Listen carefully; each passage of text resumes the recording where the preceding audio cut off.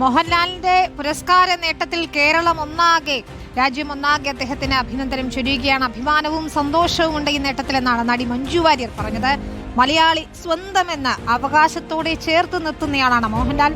സിനിമയെ സ്നേഹിക്കുന്ന ഏതൊരു മലയാളിയെയും പോലെ തനിക്കും സന്തോഷമുണ്ടെന്നും മഞ്ജു വാര്യർ കൊച്ചിയിൽ പ്രതികരിച്ചു.